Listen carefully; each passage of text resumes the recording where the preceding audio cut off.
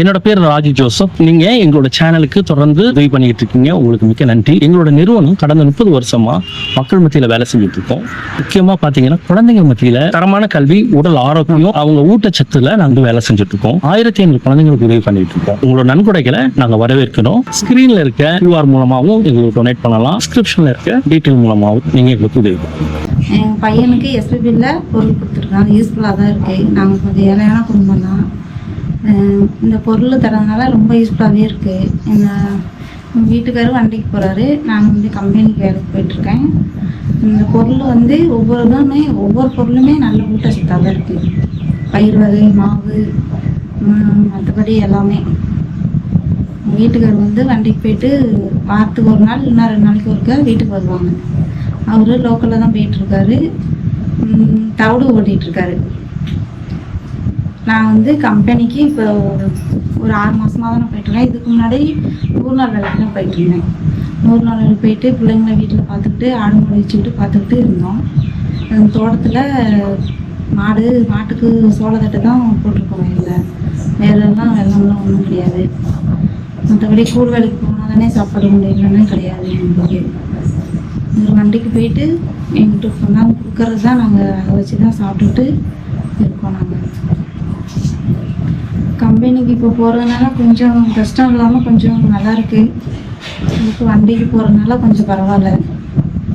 பையனுக்கு பிள்ளைங்களுக்கும் அடிக்கடி ஆனால் உடம்பு சரியாக போயிடும்.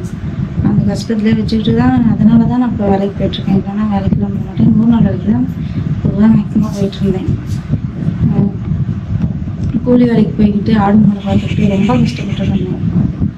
எங்கள் வீட்டுக்காரர் வண்டிக்கு போகிறதுனால அவருமே கொஞ்சம் ஒரு 6 மாதமாக இப்போ வேலைக்கே போகணும், வண்டிக்கு போகணும், வீட்டில் தான் இருந்தார். இப்போ வந்து நான் கொஞ்சம் வேலைக்கு போகிறதுனால கொஞ்சம் பரவாயில்ல, அவருக்கும் யூஸ்ஃபுல்லாக இருக்குது, எங்கள் குடும்பத்துக்கும் பரவாயில்ல.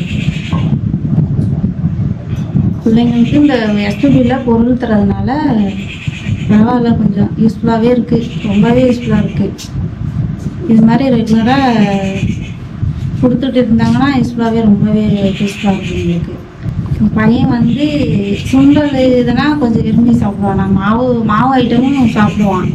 மாவுனா சத்து மாவு இது மாதிரி கொழுக்கட்டை செஞ்சுவோம், புட்டு செய்வோம், எது வேணாலும் செஞ்சு கொடுப்போம், சாப்பிடுவாங்க. சுண்டல் வேக வச்சு கொடுப்போம், சாம்பார் வச்சு கொடுப்போம், எல்லாமே கொடுப்போம். அந்த பட்டாணி வந்து அதுவுமே சாம்பார் வேக வச்சு கொடுப்போம், அதுவும் நல்லாயிருக்கு, சாப்பிடுவாங்க, விரும்பி சாப்பிடுவாங்க. எல்லாமே விரும்பி சாப்பிடுவாங்க. மாவு ஐட்டம் எல்லாமே, தானியங்கள் எல்லாமே கொடுப்போம். பேச்சம்பழம் கொடுக்கறதுனால ரொம்ப பரவாயில்ல. நான் வேலைக்கு போகிறது வந்து காலையில் 4 மணிக்கு எழுந்திரிச்சி வீட்டு வேலையெல்லாம் முடிச்சுட்டு கிளம்பி 6 மணிக்கெலாம் அங்கே வேலைக்கு கம்பெனிக்குள்ளே ஜாயின் ஆகணும். அதனால் 6 மணிக்கெலாம் போயிட்டு 2 மணிக்கு வந்துட்டு வீட்டில் வந்து ஆடு மாடு பார்த்துக்கிட்டு அதுக்கு மேலே பிள்ளைங்க பார்த்துக்கிட்டு சமைச்சு கொடுத்துட்டு பார்த்துக்குவாங்க. வீட்டுக்கு வண்டிக்கு போயிட்டு வாரத்தில் ஒரு நாள் 2 நாளைக்கு ஒருக்க வருவார். அவரும் வீட்டில் இருந்தால் தான் ஆடு மாடு தான் பார்த்துருவாங்க. கூலி வேலை தான் பொதுவாக எடுத்துக்கிட்டாலுமே எங்களுக்கு கூலி வேலை தான். மற்றபடி மற்ற வீட்டில் இருந்து சாப்பாடுங்கிறதுலாம் இல்லை, எல்லாமே அன்றைக்கி சம்பாதிக்கிறத சாப்பிட்டுட்டு இருக்கோம். வேலைக்கு போயிட்டு ஒரு வாரம் 10 நாள் கூட ஆகும். எல்லாம் அப்படி தான் போகும், மாதம் கணக்கு கூட ஆகும். எதுவும் போயிட்டு வந்துட்டு இருந்தார். கஷ்டமாக வீட்டில் போகும், கஷ்டமாக இருக்கணும், போயிட்டு வந்துட்டு இருந்தார். இப்போ பரவாயில்ல, வாரத்துக்கு ஒருக்க 2 நாளைக்கு ஒரு கூட வந்துடுவார். பிள்ளைங்க விட்டுட்டு இருக்க மாட்டேங்கிறான்னு சொல்லிட்டு கூட வந்துட்டு போவார். இங்கே லோக்கலில் போட்டிக்கிட்டு முன்னெல்லாம் வெளியில் போயிட்டு வரமாட்டார். வெளியிலனா அங்கிட்டு கர்நாடகா, பெங்களூர் அந்த சைடு போயிட்டு வரமாட்டார். இப்போ பரவாயில்ல, திருச்சியிலேருந்து முசிறி, நாமக்கல் இந்த மாதிரி ஓட்டிகிட்டு, கரூர் இந்த மாதிரி ஓட்டிகிட்டு வந்துட்டு 2 நாளைக்கு ஒருக்க, வாரத்தில் ஒரு நாள் ஒருக்க போயிட்டு வந்துடுவார். பரவாயில்ல, நானுமே வேலைக்கு போகிறதுனால பரவாயில்ல, ஏதோ குடும்பம் கொஞ்சம் கஷ்டம் இல்லாமல் போயிட்டுருக்கு. ஆனால் எஸ்பிபி பொருட்கள்னா அதை விட ரொம்ப பெருமையாகவே இருக்குது. கஷ்டம் இல்லாமல் சாப்பிட்டுட்ருக்கோம்.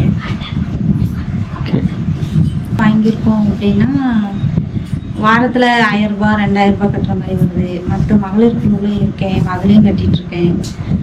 ஒரு கொடுக்குற வண்டிக்கு போயிட்டு வர்றதை வச்சு லோன் பணம், மகளிர் குழு எல்லாமே அரேஞ்ச் பண்ணி கட்டிக்கிட்டு வீட்டு செலவையும் பார்த்துக்கிட்டு, மற்றபடி மற்றவங்களுக்கு சீர் செய்கிறது எல்லாமே வச்சு அவரு கொடுக்குற சம்பளத்தில் தான் வச்சு பார்த்துக்கிட்டு நாங்கள் இருக்கோம்.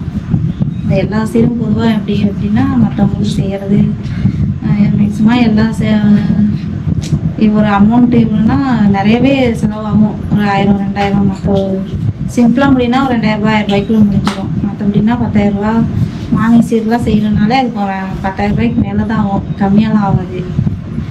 அவங்க கொடுக்கறத வச்சு தான் நாங்கள் பார்த்துட்ருக்கோம்.